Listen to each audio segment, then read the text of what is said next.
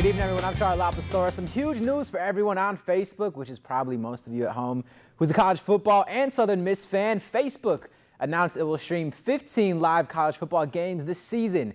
Facebook partnered with multi-platform sports startup Stadium to bring 9 Conference USA and 6 Mountain West games to the social network.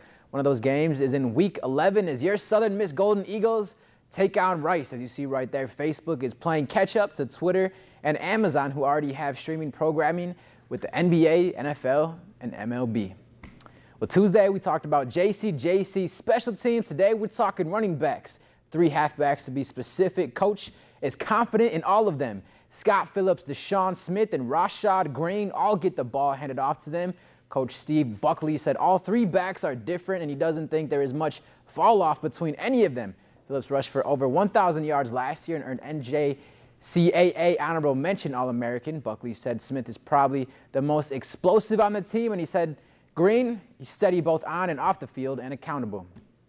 It's not even been 24 hours since the blockbuster trade of the offseason. Kyrie Irving being traded from the Cavs, the Celtics for Isaiah Thomas, of course, Jay Crowder, Ante Zizic, and the Nets' first-round pick. It's a swap of the first pick in the 2011 draft for the last pick. But Thomas had an incredible season last year, even averaging more points a game than Irving. Let's hear what third pick of this year's draft and now teammate of Irving, Jason Tatum, said today. I mean, I was just as surprised as everyone else. I saw my name come up, and I didn't know if I was going to get traded. I know Kyrie really well. We went to Duke different times. We have the same agent. We're really close. A rally was held today in New York City outside of the NFL's headquarters to support unsigned free agent QB Colin Kaepernick. Supporters chanted, carried signs wanting the NFL to give Kaepernick a job.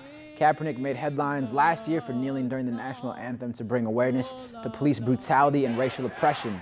As a free agent, he hasn't gotten a job yet as QB in the NFL, even after being the QB for a 49ers team that went to the Super Bowl 4 years ago. And we've got to make sure that the modern-day Muhammad Ali, Colin Kaepernick, we surround and support him and tell the National Football League that we will not lay down while we have owners in the NFL who are active supporters of the 45th President of the United States. Well, ESPN decided to take announcer Robert Lee off covering the University of Virginia football game next week because of his name.